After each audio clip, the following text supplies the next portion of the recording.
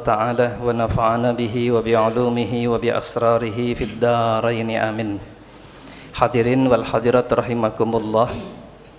Alhamdulillah pada siang hari ini Allah berikan kepada kita taufik anugerah yang sangat agung, yakni bisa berkumpul di taman surganya Allah Subhanahu wa ta'ala. Karena baginda Nabi sallallahu alaihi wasallam bersabda, "Idza marartum bi riyadil jannah farta'u." Apabila kalian melewati taman-taman surga, maka masuklah, merumputlah ke dalamnya. Lalu sahabat bertanya, "Ya Rasulullah, wa ma riyadul jannah?" Apa yang dimaksud dengan taman surga ya Rasulullah? Qala, baginda Nabi menjawab, yang dimaksud dengan taman surga adalah majalisul ilim, majlis-majlis ilmu. Baik Bapak Ibu yang insyaallah dimuliakan Allah Subhanahu wa ta'ala, karena waktu kita terbatas 20 menit, betul ya? Iya, kurang lebih ya. Saya dipinta kedapatan hadis yang kelima, betul ya? Yang kelima. Saya pakai kitab syarahnya, namanya Al-Bayan fi Syarhil Arba'in An-Nawawi. Bismillahirrahmanirrahim. An ummil mu'minina ummi Abdillahi Aisyah radhiyallahu ta'ala anha qalat. Hadis yang kelima dari Ummil Mukminin, ibunya orang-orang mukmin. Semua istri Nabi dijuluki Ummul Mukminin, ibunya orang mukmin. Itulah kenapa kalau istri-istri Nabi tidak boleh dinikahi, haram dan tidak sah. Kenapa? Karena laksana ibu kita. Aisyah radhiyallahu taala anha, beliau berkata, Sayyidatuna Aisyah ini ketika Nabi wafat, beliau berumur baru 18 tahun. 18 tahun kira-kira Pak, kelas berapa tuh Pak? 18 tahun. Kelas 3 SMA kurang-kurang. Bener ya? Kurang lebih kelas 3 SMA. Nabi wafat Aisyah 18 tahun. Lalu Aisyah wafat setelah Nabi wafat 40 tahun. Berarti umur Aisyah berapa tahun? 58 tahun kurang lebih. Aisyah ini salah satu wanita sahabat yang sangat cerdas. Saking cerdasnya beliau dapat meriwayatkan hadis Nabi SAW yang sangat banyak, masuk ke dalam al-mukthirina fi riwayatil hadis. Orang-orang yang paling banyak meriwayatkan hadis, salah satunya adalah Aisyah radhiyallahu taala anha. Tentang Aisyah ini ada satu kisah menarik Bapak Ibu jamaah sekalian. Di dalam kitab Hikayatus Shalihin, ceritanya begini, sedikit tentang Aisyah biar kita makin cinta sama para sahabatnya Rasulullah sallallahu alaihi wasallam. Aisyah ini suatu ketika punya baju baru. Nah, ini momennya pas nih. Ada ibu-ibu nggak nih? Ada Bu? Oh, alhamdulillah ada ibu-ibu. Jadi kalau ibu-ibu ngefans jangan macam-macam ngefansnya kepada Aisyah aja, udah pasti jalannya ke surga. Iya. Udah pasti lurus sudah ini mah. Aisyah punya baju baru, lalu disedengin. Kalau kata orang Betawi disedengin, dia apa tuh namanya? Pastin, disetelin, pakai ngaca, lama ngacanya. Abahnya merhatiin. Siapa abahnya? Sayyidina Abu Bakar As-Siddiq. Abu Bakar As-Siddiq ini bukan nama asli, ini namanya kunyah, nama panggilan. Karena Abu Bakar nama aslinya Abdullah bin Abi Kuhafah, nama aslinya. Nah, ayahnya ini memperhatikan, lalu berkata begini kepada ngelihat anaknya ngaca lama, nyetelin baju baru lama. Akhirnya ayahnya ngomong gini, "Ya Aisyah, Allah nggak bakal cinta sama ente." Gitu. Anaknya lagi girang-girang, punya baju baru, ngaca, kata abahnya, "Allah nggak cinta sama ente." Kaget Aisyah. Lantas Aisyah bertanya, "Ya abati, wahai ayahku, kenapa Allah nggak cinta sama saya?" Apa kata Abu Bakar As-Siddiq radhiyallahu ta'ala? Kata beliau, "Ya Aisyah, amma alimti annal abda idza dakhalahul ujbu bi zinatid dunya maqatahu rabbuhu hatta yufariqa tilka zinah," katanya. Kata Abu Bakar As-Siddiq, "Wahai putriku, tahukah engkau seorang hamba apabila masuk ke dalam sanubarinya kagum dengan perhiasan dunia, baju perhiasan dunia, kendaraan perhiasan dunia, rumah perhiasan dunia. Kalau seorang hamba kagum dengan perhiasan dunia sehingga mengalahkan cintanya dengan Allah, Allah murka sama tuh hamba. Sampai kalau nggak mau murka, maka solusinya adalah tinggalkan itu perhiasan dunia yang membuat hati kita takjub terhadap mata benda dunia tersebut."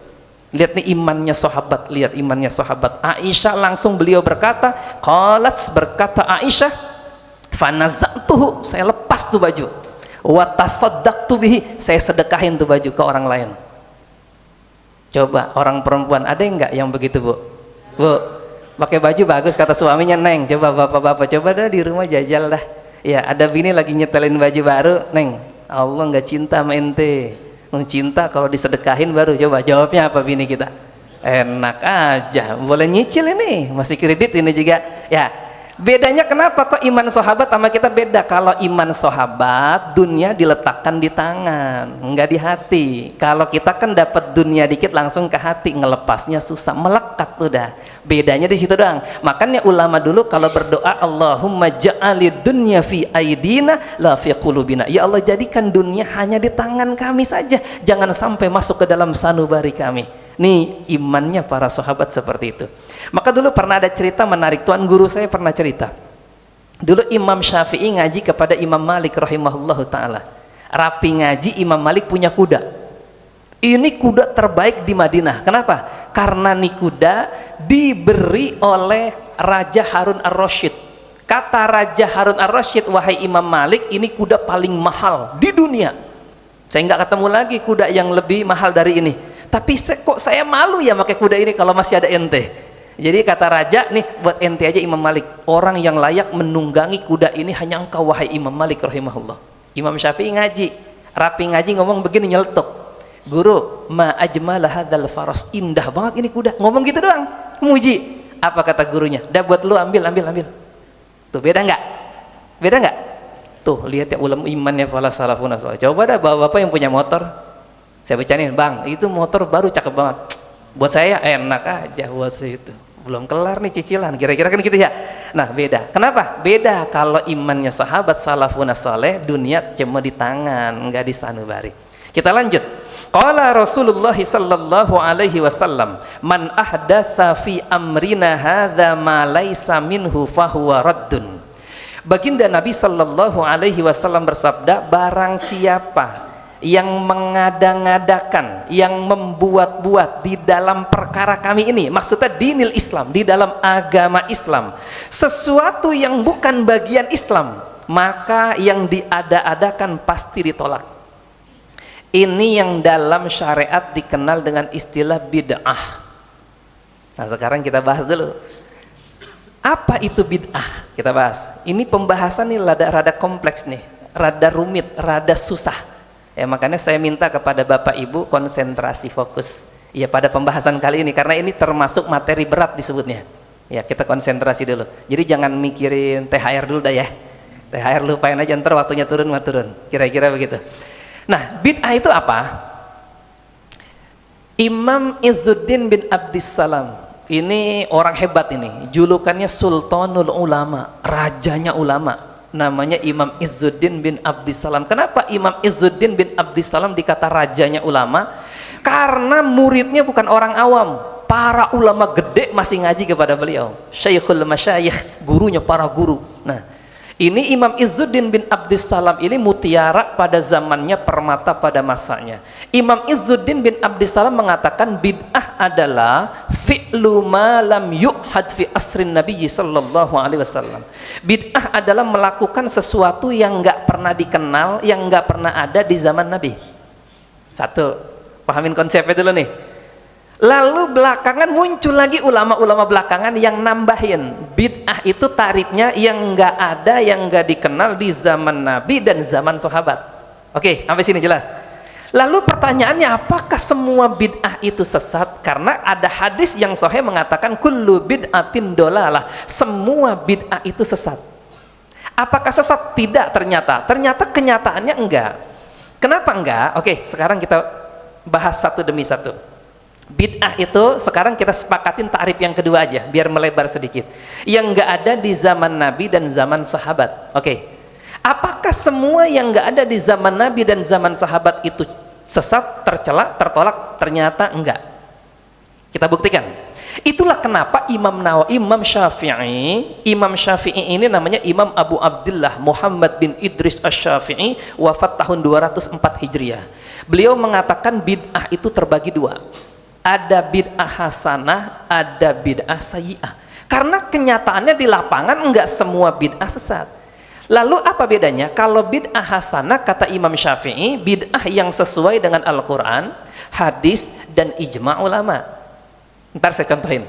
Nah yang kedua bid'ah sayyi'ah. Bid'ah sayyi'ah ini adalah bid'ah yang menyelisihi dengan Al-Quran, hadis, dan ijma' ulama. Kesimpulannya, contoh, bikin pesantren. Buat pesantren zaman Nabi ada nggak pesantren? Nggak ada. Tapi bagus nggak? Bagus, orang jadi fokus belajar agama Pak. Karena 95% ulama muncul dari pesantren Pak. Ulama sekarang modern, karena zaman dulu belum ada pesantren. 95% ulama muncul dari pesantren. Kok bisa? Karena mereka fokus. Lingkungannya kondusif, membantu orang untuk fokus belajar. Kalau di rumah rada susah, kecuali orang yang memang Allah berikan taufik. Di rumah ada televisi, ada handphone dan sebagainya. Kalau di pesantren kan enggak fokus.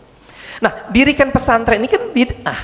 Tapi bagus enggak? Bagus, karena menopang terselenggaranya pendidikan agama dengan kondusif, dengan efektif dan efisien. Sehingga dirikan pesantren maksudnya bukan bid'ah yang tercela, malah bid'ah yang baik, yang hasanah.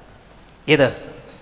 Yang kedua, di zaman Nabi Bapak Ibu, Al-Quran itu tidak bertitik dan tidak berharokat. Zaman Nabi, karena nggak butuh dititikin, nggak butuh diharokatin. Jadi huruf ba, ama nun, ama ta, ama tha sama hurufnya gitu doang. Zaman Nabi. Kenapa kok nggak dititikin? Nggak butuh. Orang ada Nabi kok. Orang ada Nabi. Lisan langsung dari lisan Rasul, sehingga enggak butuh untuk dititikin, diharokatin ya enggak perlu. Ada Rasul meninggal, ada sahabat. Nah, lalu muncul Al-Quran dititikin dan diharokatin kapan? Munculnya di zaman tabi'in tuh, bukan zaman Nabi, bukan zaman sahabat. Zaman tabi'in ada muncul seorang ulama hebat namanya Imam Abul Aswad Ad-Du'ali. Beliau ini yang mempelopori Al-Quran dititikin dan diharokatin, sehingga memudahkan orang yang setelahnya. Coba bayangin Pak, kalau Al-Quran nggak ada titik, nggak ada harokat, gimana kira-kira? Lah orang ada titik, ada harokatnya aja masih suka salah, betul? Nah ini nggak ada titiknya. Nah yang dimaksud dengan bid'ah di sini adalah yang menyelisih. Nah karena ini nggak ada di zaman Nabi, nggak ada di zaman sahabat, maka nitikin dan harokatin Al-Quran bid'ah, tapi bid'ah yang baik. Jelas sampai sini Pak? Bid'ah yang baik. Jadi enggak semua bid'ah sesat. Tahlil umpama tahlil. Tahlil di zaman Nabi ada enggak? Enggak ada, tapi lihat tahlil apa sih isinya? Emang isinya apa? Qul huwallahu al-falaq an-nas, baca Quran dianjurkan enggak? Kata Nabi, Iqra'ul Quran fa innahu ya'ti yaumal qiyamah syafi'an li ashabi. Baca Quran. Al-Quran nanti akan memberikan syafaat bagi siapapun yang membaca. Isinya apa? La ilaha illallah. Benar enggak tahlilan? Kata Nabi, afdhulu zikri la ilaha illallah, sepaling utamanya zikir adalah la ilaha illallah. Apalagi sholawat dianjurkan semua, sehingga tahlilan itu benar bid'ah, tapi bid'ah yang baik. Kenapa? Karena enggak menyelisihi Al-Quran, hadis, dan ijma ulama. Begitu juga maulidun Nabi. Maulidun Nabi isinya apa emang? Maulidun Nabi kalau bahas lebih panjang waktunya nggak bakal cukup. Tapi secara umum, kita kalau memahami sesuatu hukum, dilihat komposisinya. Maulid emang isinya apaan gitu kira-kira, baru bisa dihukumin. Tahlilan emang isinya apaan, nanti melimpir ke samping-sampingnya ada pembahasan khusus memang. Nah hal-hal yang seperti ini bener memang bid'ah tapi yang baik. Kayak salaman habis sholat subuh biasanya salaman nggak Pak? Habis maghrib salaman nggak? Ya itu kan zaman Nabi kagak ada begitu. Lalu tercela? Enggak. Salaman enggak menimbulkan mudarat, enggak menyelisihi Al-Quran, enggak menyelisihi hadis Nabi, enggak menyelisihi ijma ulama. Habis sholat salaman juga enggak menyelisihi, sehingga la ba'sa bihi, enggak kenapa-napa. Nah karena kenyataannya enggak semua bid'ah itu jelek, menyelisihi Al-Quran, hadis, dan ijma, sehingga muncul ulama abad ke-7 namanya Imam Nawawi. Kenal Imam Nawawi Pak? Pak, Imam Nawawi kenal kagak? Haji Bolot kenal? Ya. Imam Nawawi nama lengkapnya Imam Abu Zakaria Yahya bin Syaraf An-Nawawi, wafat tahun 676 Hijriah. Beliau mengatakan kullu bid'atin, maksudnya aktsaru bid'atin dolalah, kebanyakan bid'ah sesat, enggak semuanya. Sampai sini jelas? Karena kenyataannya begitu, sesuai dengan apa yang dijabarkan oleh Imam Asy-Syafi'i rahimahullahu taala. Saya kasih tamsil begini dah, saya kasih tamsil sebagai penutup. Sekarang gini, di sini ada yang punya pohon rambutan nggak? Ada yang punya? Ada ya? Oke. Seandainya saya dah yang punya pohon rambutan dah, saya punya pohon rambutan. Contoh doang ya, saya nggak punya. Andai kata saya punya. Saya bilang sama bapak-bapak ini teman-teman karyawan di ABC ya namanya, ABC, bang main ke rumah saya bang. Di rumah saya rambutan udah pada merah semua.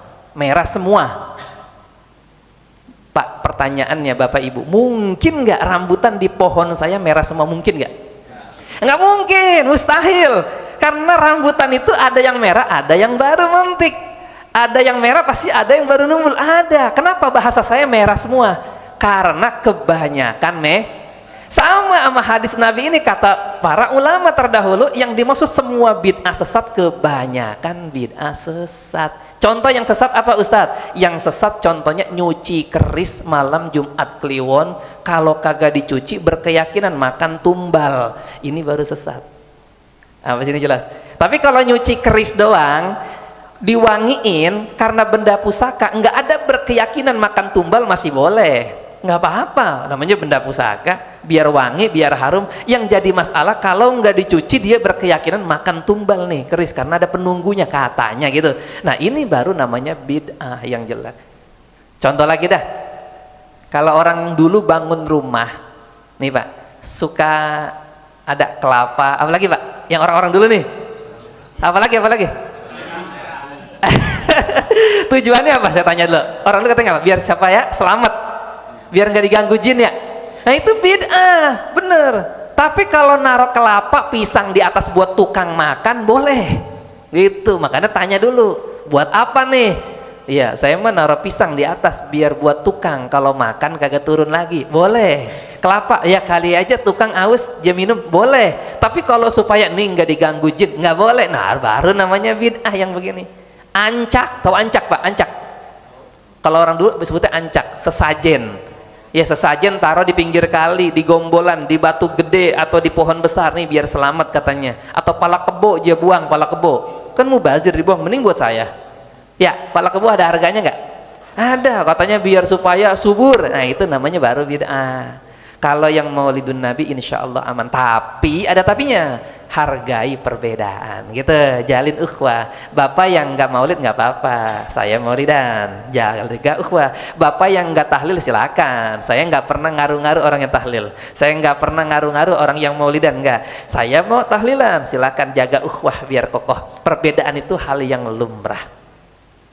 Rawahul Bukhari, ini hadis diriwayatkan oleh Imam Bukhari. Imam Bukhari namanya Imam Abu Abdullah Muhammad bin Ismail al-Bukhari. Beliau wafat tahun 256 Hijriah.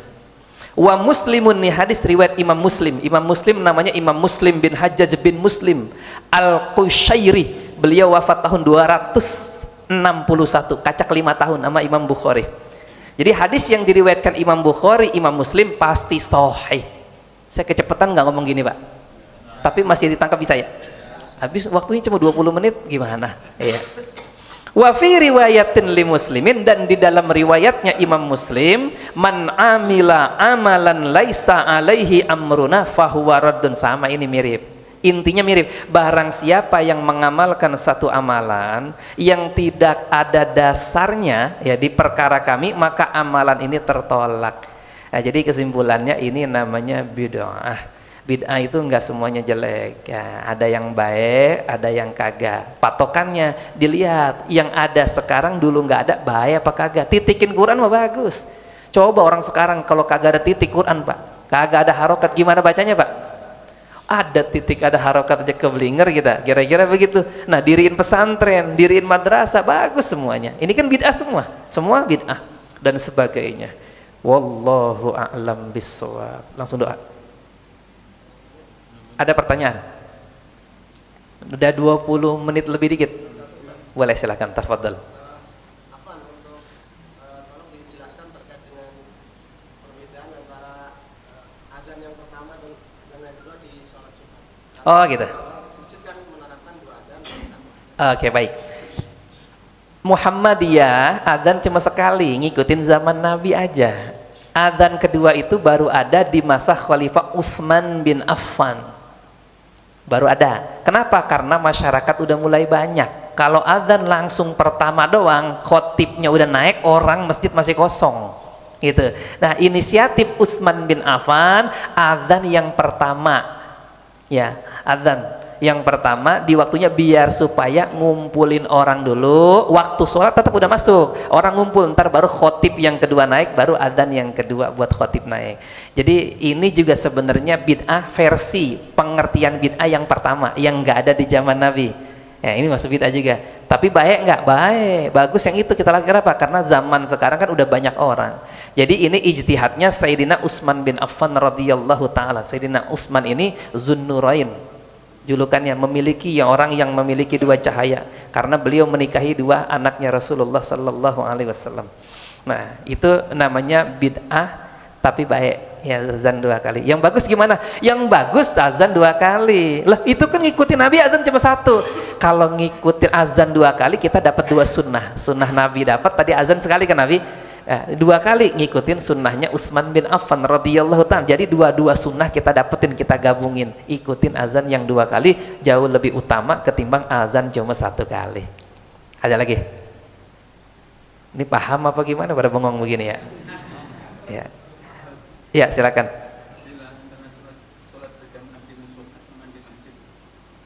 Gimana? Oh, fadilah. Fadilah sholat berjamaah di masjid ke di musola, fadilahnya besar sekali. Baginda Nabi sallallahu alaihi wasallam bersabda, "Salatul jama'ati tafdulu min salatil fardhi bi 27 darajah." Salat berjamaah lebih afdol daripada salat sendirian, kacaknya 27 derajat.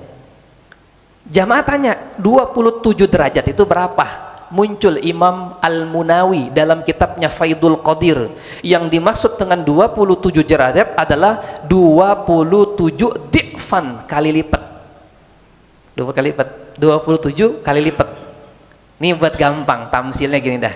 Ada orang kerja di perusahaan A, gajinya sebulan 1 juta, contoh doang. Di perusahaan B, gajinya 27 juta. Ambil yang mana, Pak? Hah?